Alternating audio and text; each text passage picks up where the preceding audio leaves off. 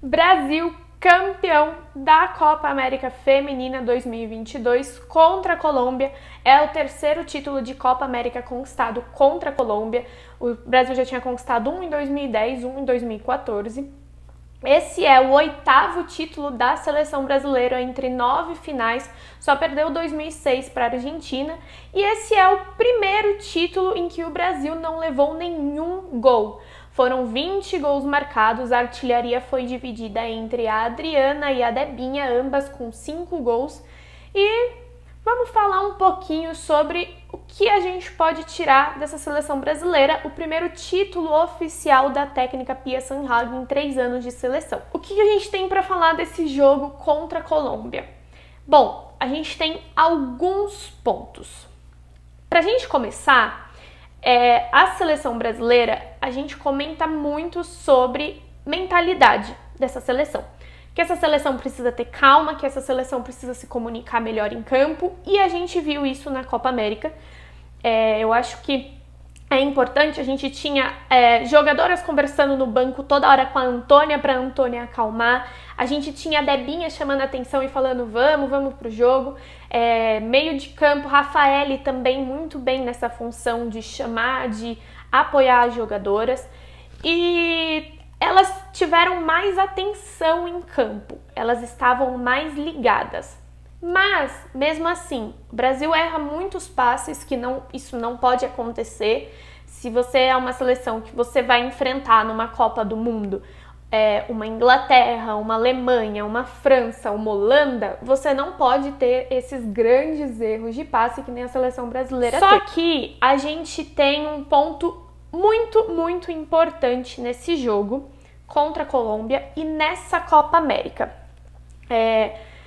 Desde que a Pia assumiu, eu acho que o único jogo que a gente teve muita torcida, sim, mas que era a favor, foi o jogo contra o Chile na final do torneio Uber.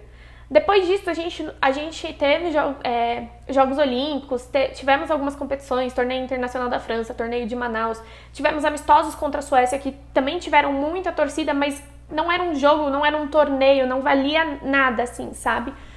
E esse jogo, ele abriu uma mentalidade da seleção para essa pressão que vai sofrer na Copa do Mundo da Austrália.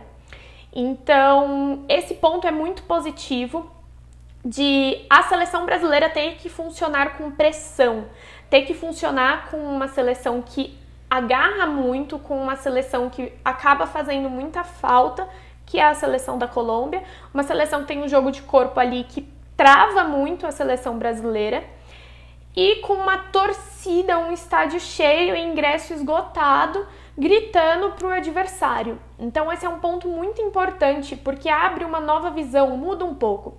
E assim, a seleção passou por essa renovação, está passando por essa renovação pós-Jogos Olímpicos com a técnica Pia Sundhage. Essa foi a primeira competição, eu falo isso. Esse para mim foi o primeiro trabalho da Pia Sundhage, porque para mim Jogos Olímpicos foi uma somatória da técnica Pia Sundhage com um trabalho que o Vadão, ex-técnico da seleção brasileira, fazia antes já, desde a Copa do Mundo de 2019. Então, esse para mim é o primeiro trabalho. Pia Sundhage. Essa é a primeira vez que ela foi colocada em prova, só ela. Além dessa pressão, o que a gente também teve em campo? Aos 7 minutos, a Angelina sofreu uma pancada e ela teve que sair do gramado. Ela foi levada, ficou no banco um tempo, mas precisou ser levada ao hospital para fazer exames, enfim. Problema no joelho. A gente ainda não sabe o que aconteceu, mas a gente espera que não seja nada sério, que ela volte prontamente, super bem aí, porque estava numa fase muito boa do seu futebol. A partir da lesão da Angelina, o que reflete dentro de campo? Psicológico, primeiro ponto. A gente perdeu uma jogadora. O que a gente vai fazer? Porque a gente treinou para jogar com essa jogadora, se tudo desse certo, 90 minutos. Então, o primeiro ponto a gente teve uma mudança muito importante aos 7 minutos de jogo. E a nossa colega, a nossa amiga de seleção, ela saiu para o hospital. O psicológico conta muito nesse caso. Tanto que o primeiro tempo do Brasil foi muito abaixo. Voltou para o segundo, voltou melhor. E aí, o segundo ponto é esse, o que fazer? Porque beleza, a Angelina saiu, a gente precisa continuar. Trocamos, colocamos a Duda. Eu não teria talvez colocado a Duda ali nessa mudança, eu teria colocado talvez uma Luana, mesmo não estando 100%, uma Duda Santos também.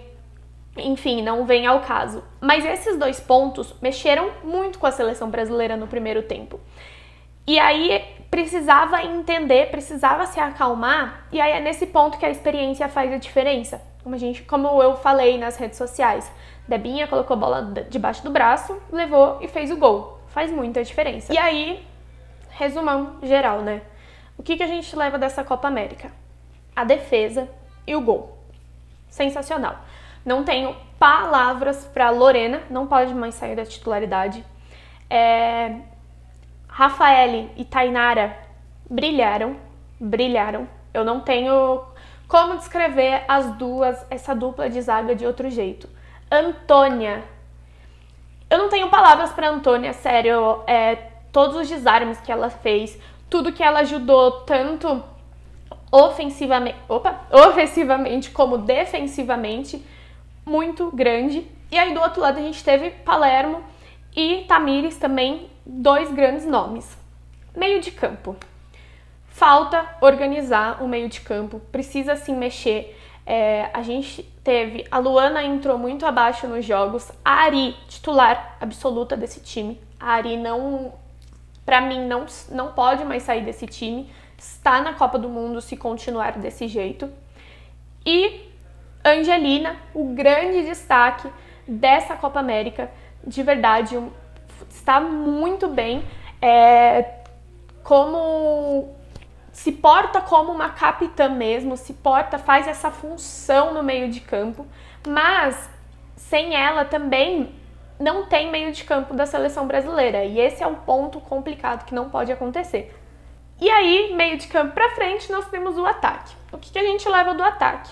Senti um ataque mais ligado, mas senti que faltou um pouco,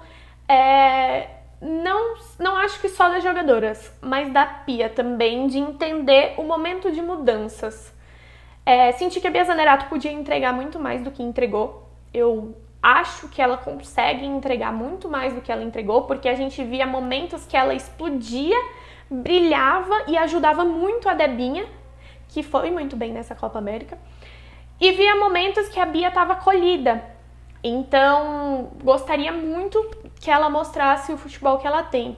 Gabi Portilho, todas as partidas que entrou muito bem. Gostei, gosto e vejo um caminho muito interessante. Geise, gosto muito. Oferece uma velocidade, oferece uma diferença ali dentro de campo. Acho que a Pia deveria colocar mais vezes, mas infelizmente também a Covid acabou afetando um pouco esse processo da Geise na seleção, mas gosto muito. Dos outros nomes ali no ataque, queria destacar a Gil Queiroz, que eu acho que a gente pode avaliar a Gil Queiroz no próximo ciclo, após o Mundial com a seleção sub-20. Eu acho que Gil Queiroz ainda não é um momento de falar exclusivamente sobre ela, não é um momento de criticá-la, não é um momento de elogiá-la. É um momento de esperar, porque ela é muito nova, então vamos esperar o Brasil no Mundial Sub-20, que começa no dia 10 de agosto. O Brasil está no grupo A, vai enfrentar a Espanha, a Austrália e a Costa Rica. Então vai ser um desafio muito importante para ela. Então vamos aguardar. No demais, eu entendo que essa seleção, ela mantém os mesmos erros. E esse é um ponto que preocupa.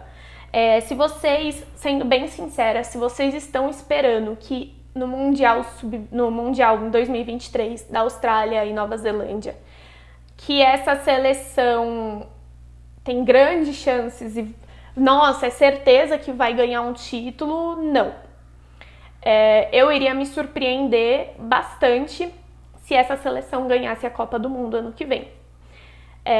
Para os Jogos Olímpicos de 2024, eu acho que tem mais tempo de ter uma melhora e de chegar uma disputa de posição, né? Entre primeiro, segundo, terceiro lugar, esqueci, de pódio. Eu acho que para 2024, com uma evolução, com um trabalho, com mais tempo de seleção, com mais testes, tem essa possibilidade. Mas também não é nada garantido. Para a próxima Copa do Mundo, se continuar evoluindo, se continuar mostrando, e se as peças novas também forem entrando, a gente tem Lauren, a gente tem Bruninha, a gente tem retorno de outras atletas que também se lesionaram.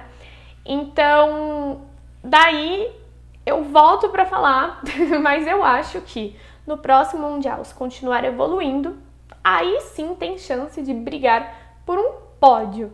Também não é um ouro aí, mas isso pode mudar ao longo dos anos, né? E eu volto para falar. O que a gente precisa, só para finalizar esse vídeo, o que a gente precisa entender é: tem uma renovação, tem um trabalho, e esse trabalho precisa de tempo. Esse trabalho precisa de competição, esse trabalho precisa de paciência e de olheiros. É isso que esse trabalho precisa. Precisa de cobrança, mas precisa de confiança. E, como eu falei, uma nova chave na cabeça dessas atletas foi desbloqueada nessa Copa América. Era a primeira competição oficial de muitas, era a primeira mudança, era o primeiro título. Normal ter uma seleção mais afobada em campo, normal. Atletas jovens, atletas que precisam ali trabalhar mais, normal, tranquilo. Mas, para a próxima, não pode repetir. Já jogou, já foi, já acalmou. E é isso. São essas minhas considerações do Brasil nessa Copa América. Espero que vocês gostem. Se vocês concordarem, não concordarem, vocês comentam aí que eu quero saber a opinião de vocês. Mas, pra gente finalizar, parabéns para as meninas. Muito grande a conquista. E agora, próxima competição, Copa do Mundo. Beijo!